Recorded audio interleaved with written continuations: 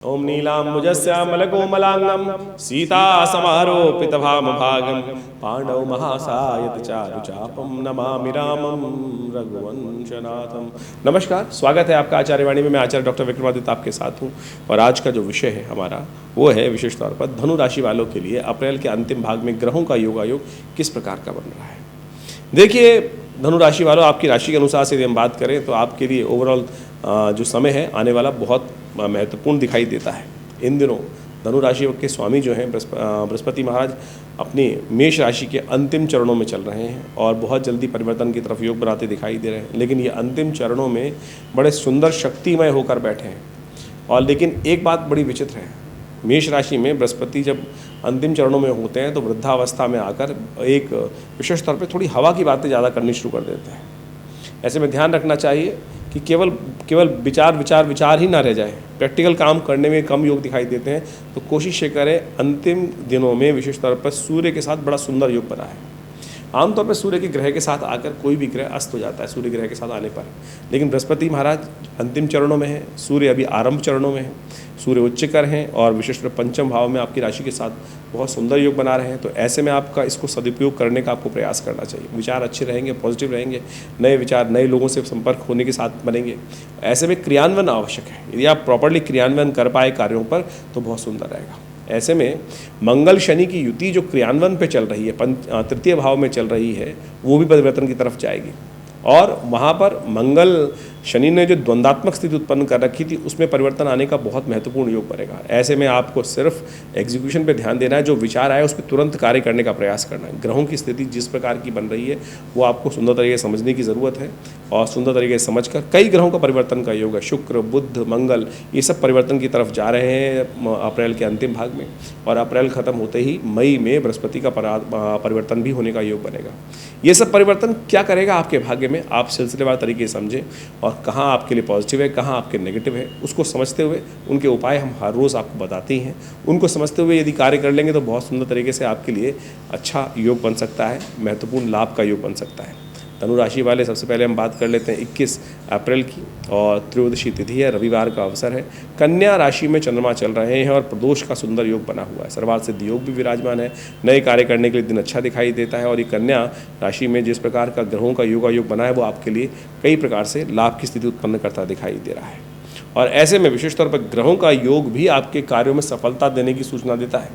और आप कई बार हम सोचते हैं कार्य जो हम करें उसके लिए कहीं कोई लाभ और ना ले जाए, लेकिन सुंदर स्थिति ऐसी है आपके कर्मानुसार आपको लाभ प्राप्ति के योग बन रहे हैं। तो कर्म को सुधारने का आप प्रयास कर लेंगे, यदि मेहनत कर लेंगे, शनि मंगल के युति युक्त कार्य में ना फंसेंगे, यानी द्वंद्व में नहीं फंसेंगे, तो बिल्कुल कार्य में लाभ की स्थिति बहुत सुंदर बनती दिखाई दे रही है।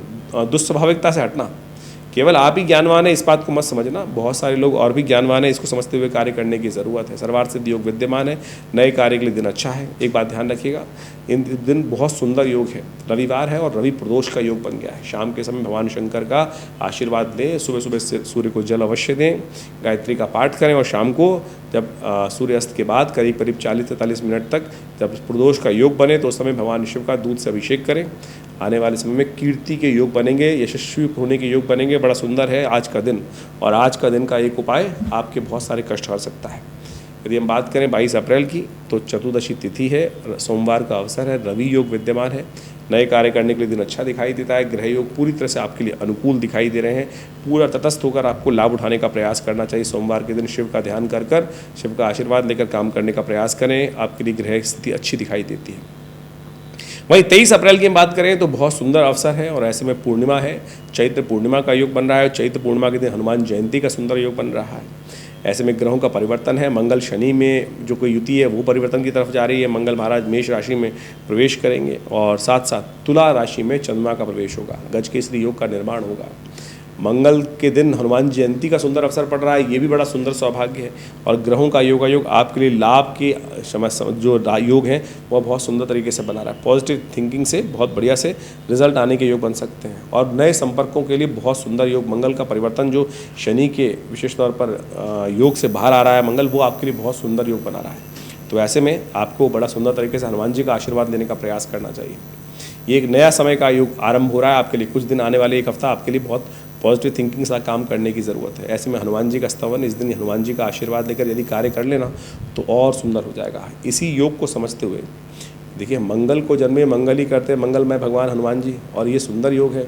और ऐसे में हनुमान जी की जयंती के दिन हमने आश्रम पर सुंदरकांड का पाठ रखा है, और जो हमारे आश्रम पे मूर्ति प्रतिष्ठित है हनुमान जी की, वो सदगुरु आचार्य श्री केशव देव जी की महाराज की साधना का चमत्कार है। बड़ा सुंदर तरीके से उनको सबसे पहले जो सिद्धि हुई हनुमान जी की हुई थी। हनुमान चालीसा का ही पाठ कर कर इतना अद्भुत योग उन्होंने अपनी जीवनी में लिखा है कि जिसको आप पढ़कर प्रत्यक्ष रूप से समझ सकते हैं कि हनुमान चालीसा क्या अद्भुत चमत्कार कर सकती है। तो हनुमान जी कृपा से उन्होंने प्रतिष्ठा करी हनुमान जी की मूर्ति की, और उनके सामने जो जाके चोला चढ़ाता है, उनके हनुमान जी का पाठ करता है, सुंदरकांड का पाठ करता है, उनकी मनोकामना और कष्ट दूर होने के अद्भुत, मनोकामना सिद्धि के, कष्ट दूर होने के अद्भुत योग बनते हैं। तो आप भी इस सुंदर कार्यक्रम में सम्मिलित हों, हनुमान जी के यज्ञ में भाग लें, जो सुबह शाम को 5 बजे से लेकर करीब करीब रात को भंडारे के साथ, सवा महीने के भोग के साथ समाप्त होगा। तो आप सुंदर तरीके से इसका लाभ लेने का अवश्य प्रयास कीजिएगा। 24 अप्रैल प्रतिपदा तिथि है, बुधवार का अवसर है, और इस दिन ग्रह का परिवर्तन हो रहा है। मेष राशि में शुक्र महाराज का परिवर्तन का योग बन रहा है। चतुर्थ भाव में चलते हुए शुक्र आपके पंचम भाव में जाकर विराजमान हो जाएंगे। एक बात ध्यान रखिएगा, शुक्र दैत्य गुरु है, वहाँ बृहस्पति पहले से विद्यमान है जो देव गुरु है। बुद्धि भाव में दो गुरुओं का, एक तरह से एक दैत्य गुरु एक देव गुरु का विराजमान होना बुद्धि में द्वंद्वात्मक स्थिति उत्पन्न कर सकते हैं। लाभ की स्थिति है, यदि द्वंद्व में फंस गए, एक द्वंद्व हटा है शनि मंगल का, लेकिन दूसरा द्वंद्व आरंभ हो गया है, ये बृहस्पति का और शुक्र का। ये ध्यान रखने वाली बात है। आने वाले 5 दिनों में बुद्धि के द्वंद्वात्मक स्थिति को हटाने का आपको प्रयास करना चाहिए, अन्यथा कष्ट होने के योग बन सकते हैं। ऐसे में ध्यान रखें, आप विशेष तौर पर कुछ उपाय भी कर लें तो वो अच्छा रहेगा। वैसे गज केसरी योग निर्माण है, सुंदर तरीके से रात के योग हैं। ऐसे में भगवान गणेश का स्तवन करना चाहिए, गणेश जी की पूजा करनी चाहिए। गणेश बुधवार का अवसर है, गणेश जी को पीले पुष्प अर्पित करें और उनको मोदक अर्पित करें, उनका आशीर्वाद लें, दुर्वा अर्पित करें, कल्याण होगा। 25 अप्रैल का दिवस द्वितीया तिथि, बृहस्पतिवार का अवसर, और वृश्चिक राशि में जिस प्रकार से सुंदर तरीके से चंद्रमा का पदार्पण होगा वो शाम को, लेकिन सुबह सुबह लाभ के योग अच्छी तरह से बनते दिखाई दे रहे हैं। गुरुजन का आशीर्वाद लेकर काम करना आपके लिए कल्याणकारी रहेगा। 26 तारीख का अवसर, और द्वितीया तिथि थोड़ी देर वृद्धा अवस्था में रहेगी, और सुबह सुबह 2 घड़ी के आसपास रहने वाले योग हैं। ऐसे में शुक्रवार का योग बन रहा है, एक ग्रह परिवर्तन की तरफ जा रहा है। जो बुध ग्रह वक्री चल रहे थे वो मार्गी होने के योग बना रहे हैं। चतुर्थ भाव में चलते हुए बुध मीन राशि में शीर्ण अवस्था में वक्री होकर थोड़ा कष्टों को देने के योग बना रहे थे, लेकिन उसमें कमी आने के योग बन सकते हैं। बुद्धि जो विपरीत स्थिति में चल रही थी उसमें पॉजिटिव आने के योग बन सकते हैं। ऐसे में कोशिश करें, गौ पूजन करने का प्रयास करें, गाय को पालक खिलाएं, ये आपके लिए सुंदर उपाय है। 27 अप्रैल का दिवस शनिवार का अवसर और तृतीया तिथि, और उसके बाद चतुर्थी का आगमन हो जाएगा, इसलिए चतुर्थी का व्रत उस दिन करने का शास्त्र में नियम बताया गया है। ऐसे में ग्रहों की स्थिति आपके लिए, बृहस्पति जो चंद्रमा है वो थोड़ी शीर्ण अवस्था में है। चंद्रमा का शीर्ण अवस्था होना थोड़ा सा मन को एक तरह से स्थिति में ऐसे लाता है कि जो अननेसेसरी एंजाइटी बढ़ते हैं, चंद्रमा को बल देने की ज़रूरत है। खीर का भोग लगाएं, खीर को विशेष तौर पर गरीबों में वितरण करें, ये सुंदर उपाय है। गणेश जी को मोदक का भोग करें, गणेश जी का ध्यान देने का प्रयास करें। बुद्धि सही रूप से साथ दे दे सही समय पर, तो इसलिए चतुर्थी का व्रत है, अवश्य करें। गणेश जी को दूर्वा अर्पित करें, इन सब उपायों से कष्ट दूर होने के योग बनेंगे। 28 अप्रैल का दिवस चतुर्थी तिथि उदय तिथि के रूप में विद्यमान है, रविवार का अवसर है, और सुबह 4:23 पर चंद्रमा का परिवर्तन धनु राशि में होने जा रहा है। ये आपके लिए बहुत सुंदर योग बनता दिखाई दे रहा है। आपको नई शक्ति का संचार होगा, नए विचारों का उदय होगा, लाभ के योग प्रशस्त होते दिखाई दे रहे हैं। लेकिन बस बृहस्पति और चंद्रमा की जो बृहस्पति की और शुक्र की स्थिति है उसमें भी महत्वपूर्ण परिवर्तन का योग बन रहा है। बृहस्पति और जो शुक्र की युति थी, अब बृहस्पति महाराज शुक्र जो है वो विशेष तौर पर अस्त हो जाएंगे। सूर्य के बहुत सन्निकट आने के कारण से वो अस्त हो जाएंगे। तो बुद्धि में जो दुविधा उत्पन्न करने का प्रयास कर रहे थे, अल्टीमेटली जो सूर्य और बृहस्पति का योग चल रहा था उसमें कुछ विघ्न डालने के योग बना रखे थे। बुद्धि में द्वंद्वता ला रहे थे, नेगेटिव तरफ ला रहे थे, 2 जगह विचार भेद कराने का प्रयास कर रहे थे, उसमें आपको रास्ता मिल जाएगा। ऐसे में भगवान सूर्य का विशेष तौर पूजन करना बहुत ज़रूरी रहेगा, क्योंकि बृहस्पति सूर्य के साथ जो भी ग्रह आता है वो अस्त हो जाता है। बृहस्पति बहुत दूर है, अभी अप्रैल में जाकर के बाद मई में जाके अस्त होंगे परिवर्तन, राशि परिवर्तन के बाद। लेकिन सूर्य को जल अवश्य दें, गायत्री का पाठ करें, सर्वार्थ सिद्धि योग विद्यमान है, नए कार्य करने के लिए दिन अच्छा है। 29 अप्रैल की बात करें तो पंचमी का अवसर, सोमवार का योग, तो बहुत सुंदर योग बन गया जिसको कहा जाता है सोम पंचमी का योग। पंचमी का योग विशेष तौर पर वैसे तो बहुत सारे लोग सरस्वती जी से मानते हैं, लेकिन महालक्ष्मी जी का भी इस दिन सुंदर उपाय शास्त्र में करने से बड़े कल्याणकारी योग बनते हैं। शास्त्र के अनुसार से इस दिन भगवान शिव की उपासना करते हुए उन्हें बिल्वपत्र अवश्य अर्पित करना चाहिए। ग्रह आपके बड़े अनुकूल हैं, धन लाभ के योग बना रहे हैं और ऐसे महालक्ष्मी को यदि प्रसन्न करने के लिए भगवान शिव पर बिल्वपत्र अर्पित करेंगे तो और सुंदर योग बनेंगे। ओम नमः शिवाय का स्तवन करते हुए पुनः पुनः बिल्वपत्र भगवान को अर्पित करें तो अद्भुत लाभ के योग बनेंगे। 30 अप्रैल का दिवस, षष्ठी तिथि, मंगलवार का योग और चंद्रमा परिवर्तन की तरफ जा रहे हैं और ये परिवर्तन का योग बड़ा सुंदर आपके लिए बनता दिखाई देगा। ऐसे में इस परिवर्तन का लाभ आपको लेने का प्रयास करना चाहिए। अपने माता जी का आशीर्वाद लेकर काम करने का प्रयास करें, सुंदर योग बनेंगे। इस दिन भद्रा विद्यमान है, नए कार्य आरंभ करने से बचना चाहिए। जो भद्रा सुबह करीब 7:50 से लेकर शाम को करीब 6:30 बजे तक विद्यमान रहेगी। तो ऐसे में नए लंबे चलने वाले कार्यों से बचें तो अच्छा रहेगा। इन राशियों के प्रभाव से बहुत सारे लोगों के मन में प्रश्न चलते रहते हैं और वो लोग हमें लगातार हमारे YouTube चैनल पर प्रश्न भी करते हैं कि राशि कौन सी समझें। देखिए, राशि कई प्रकार की होती हैं। जन्म राशि, लग्न राशि, नाम की राशि, सूर्य राशि, और हर राशि का अपना एक प्रभाव है। हम आपकी राशि के अनुसार से यहाँ जन्मपत्री जो पूरी हॉरोस्कोप को डिस्कस करने का प्रयास करते हैं। जितना % जिस राशि का प्रभाव है उतना % पहले सबसे पहले जन्मपत्री को अच्छे से एनालाइज करने की ज़रूरत होती है, कौन सी राशि आपके लिए प्रभावी है। आमतौर पर जो ज्योतिष का सिद्धांत ये है कि जब जन्म नाम जो होना चाहिए वो जन्म राशि के अनुसार से होना चाहिए। जन्म का एक अक्षर निकलता है वो राशि के अनुसार से होता है, लेकिन आमतौर पर संसार में लोग जो हैं उस राशि से, उस अक्षर से नाम रखते नहीं हैं। आप अपने जनरल नाम रख लेते हैं, फिर उसका एक प्रभाव हो जाता है, तो इसलिए वो नाम राशि बदल जाती है आमतौर पर, लेकिन उसका प्रभाव है। तो इसलिए आप जब आप जन्मपत्री आप स्वयं ज्योतिषी बनने का प्रयास करते हैं, राशि को फल सुनते हैं, तो आप सोचें जितना जितना जिस % राशि का उपयोग हो रहा है, कौन सी प्रभावी है, उसका उतना प्रभाव आपको देखने को मिलेगा। इसके साथ साथ जन्मपत्री में और बहुत सारे विषय होते हैं, दशाएं, अंतरदशाएं, ग्रहों की जन्म की स्थिति क्या है, किस प्रकार से कौन सा ग्रह कितनी ताकत में है, आपका जन्म जो हुआ है कितने राशि के अनुसार से, जन्मपत्री के हिसाब से किस लेवल पर है, व्यक्ति पहली मंजिल पर है, दूसरी मंजिल पर है, 100वीं मंजिल पर है, उसके हिसाब से बहुत सारी चीज़ों को एनालाइज करके जन्मपत्री का विश्लेषण करने का प्रयास करना चाहिए।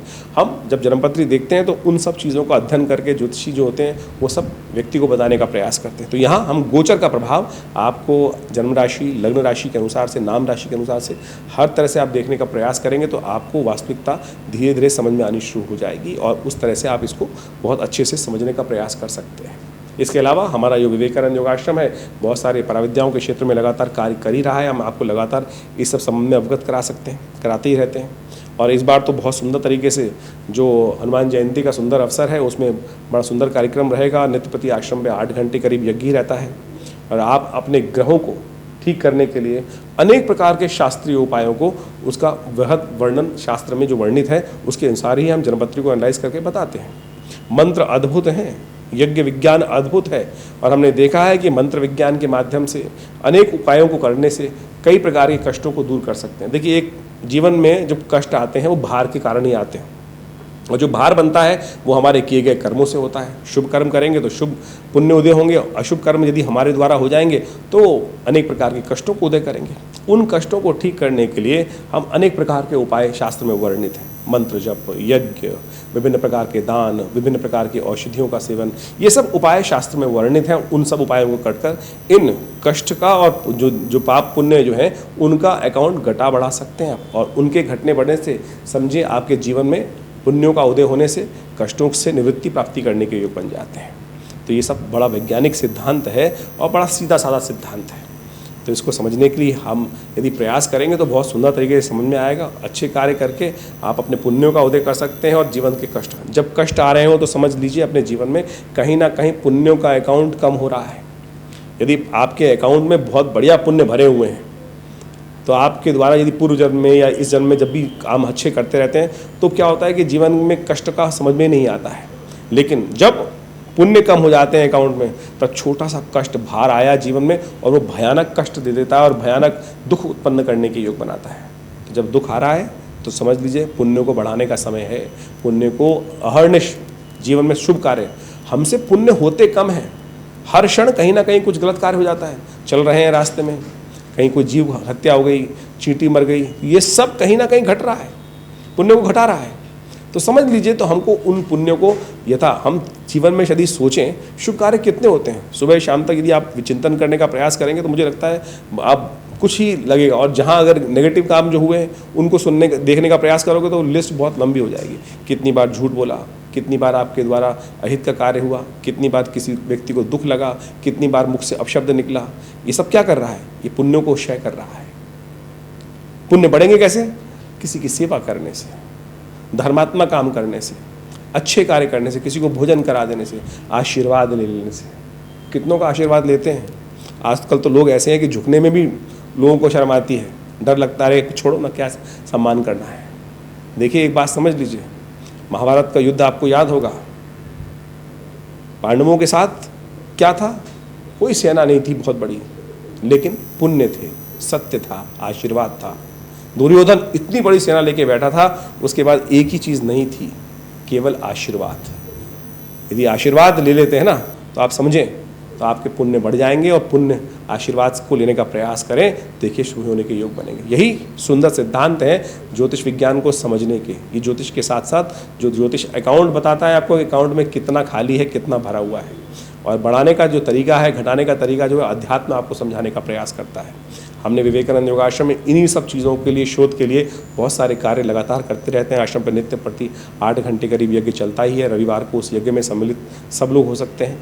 रविवार वाले यज्ञ में मंत्र यज्ञ के लिए, ग्रहों के उपचार के लिए, अपने बहुत सारे स्वास्थ्य के निमित्त महामृत्युंजय मंत्र जप इत्यादि करने के लिए बहुत सारे व्यवस्थाएं आश्रम में बनाई गई हैं। बहुत सारे शोध किए गए हैं मुद्रा विज्ञान पर, यज्ञ विज्ञान पर, मंत्र विज्ञान पर, औषधि विज्ञान पर।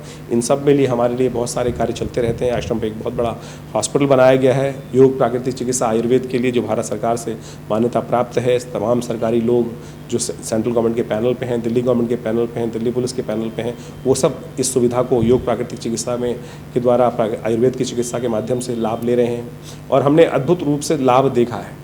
बहुत सारे एलोपैथिक मेडिसिन के चक्कर में जीवन लोगों को निकल जाता है, चाहे लाइफस्टाइल डिसऑर्डर डिसीज़ हैं, डायबिटीज़ है, ब्लड प्रेशर है, शुगर है, और कमर दर्द, सर्वाइकल स्पॉन्डिलिटिस, बैक एक। हमने योग प्राकृतिक चिकित्सा के माध्यम से ऐसी सुंदर व्यवस्थाएं अपने संस्थान में रखी हैं कि आप उन समस्त सुविधाओं को लेकर अपने तमाम रोगों को दूर भगाने का प्रयास कर सकते हैं, और सुंदर तरीके से ये सब चीज़ें काम करती हैं। इनका सब वैज्ञानिक आधार है। पूरे विश्व में आज लोग योग प्राकृतिक चिकित्सा आयुर्वेद का लाभ लेते हुए कार्य करने का प्रयास कर रहे हैं। तो आप भी बाकी जो चीज़ें जो इस संसार में आधुनिकता के नाम पर जो कार्य किए जा रहे हैं, उसके साथ साथ इन भारतीय प्राचीन योग विज्ञान, आयुर्वेद विज्ञान, चिकित्सा विज्ञान के साथ लीजिए। हमारे पास डाटा ओरिएंटेड रिजल्ट्स हैं, और हमने जो बहुत अच्छे से एनालाइज करके देखा है, वो बहुत अद्भुत कार्य करते हैं। आप समझिए मुद्रा विज्ञान। मैं आपको यहाँ एक बात बताने का प्रयास करता हूँ। हृदय संबंधित रोग पूरे विश्व में आज परेशान कर रखा है। हर कोई गोली खाकर ही अपने ब्लड प्रेशर को कंट्रोल करने का प्रयास कर रहा है। ये मृत संजीवनी मुद्रा है। मैंने ये मुद्रा का अभ्यास हज़ारों लोगों पर करके देखा। बहुत पिछले करीब 50 सालों में इस मुद्रा, आज से 1978 में मेरे पिता आचार्य श्री केशव देव जी ने इस मुद्रा की खोज करी। इससे पहले शास्त्र में कहीं वर्णित नहीं थी ये हृदय की मृत संजीवनी मुद्रा, और हमने इसका लाभ देखा। अद्भुत है।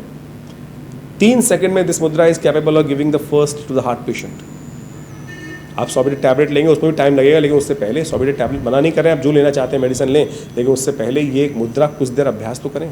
कुछ ही देर में आपके हाथ को साउंड कर ये आपके कष्टों को दूर करने का योग बनाएगी और सुंदर तरीके से लाभ देगी। इसके ऊपर बहुत सारी और पुस्तकें विद्यमान हैं, और पुस्तकों में के माध्यम से हमने बहुत सारे उपचार के माध्यम बताए हैं। इन समस्त पुस्तकों में कान में दर्द चल रहा है, ये शून्य मुद्रा करके देखिए। 3 मिनट में कान का दर्द, कान की होने वाली समस्याएं दूर करने में लाभ देगी। ऐसी बहुत सारी मुद्राएं। बच्चों को याद नहीं होता है, आपको नींद नहीं आती है, आप रोज गोली खाते हैं, कुछ ध्यान योग का सहारा लीजिए, प्लस ये ज्ञान मुद्रा का अभ्यास। पहली उंगली अंगूठे के साथ इस मुद्रा को लगा देने से ये ज्ञान मुद्रा बन जाती है। ये हमारे आश्रम के द्वारा ही पूरे विश्व में मुद्राएं पहुंचाई गई, मेरे पिता आचार्य श्री केशव देव जी के द्वारा। बहुत सारी पुस्तकें लिखी गई आश्रम में इन सब चीज़ों के ऊपर, और पूरे विश्व में आज जितने भी लोग मुद्राओं का उपयोग कर रहे हैं, वो कहीं ना कहीं हमारी पुस्तकों के माध्यम से, हमारे आश्रम के शोध के माध्यम से ही कर रहे हैं। आप किसी वेबसाइट पे जाएं, आचार्य केशव देव जी का नाम डालें, मुद्राओं का नाम डालें, आपको पूरी ऑथेंटिसिटी प्राप्त होगी, और बहुत सुंदर तरीके से इन सब चीज़ों का लाभ प्राप्ति करने की योग बनेगी। तो हम ये समझाएं कि ज्योतिष, अध्यात्म, मंत्र विज्ञान, ये सब इंटर रिलेटेड है, ये सब का सब एक साथ चलता है। और हमने इन तमाम पराविद्याओं पर शोध भारतीय संस्कृति के अनुसार से हमारे इस आश्रम में पिछले 50 सालों से ये कार्य किए गए हैं। आप जुड़े विवेकानंद योग आश्रम से, आपका स्वागत रहेगा। हमारे जो संस्थान जो कार्यक्रम चलते हैं, उन सब के बारे में आपको हम समय समय पर अवगत कराते रहते हैं इस चैनल के माध्यम से। और जो भी आपकी और भी कोई प्रश्न हो तो चिंता ना करें, हमारे नंबर्स पर व्हाट्सअप भेजें, आपने हमारे इस चैनल पर अपने कमेंट्स डाल सकते हैं। हम अवश्य उनका जो भी निदान होगा आप तक पहुँचाने का प्रयास करेंगे। धन्यवाद।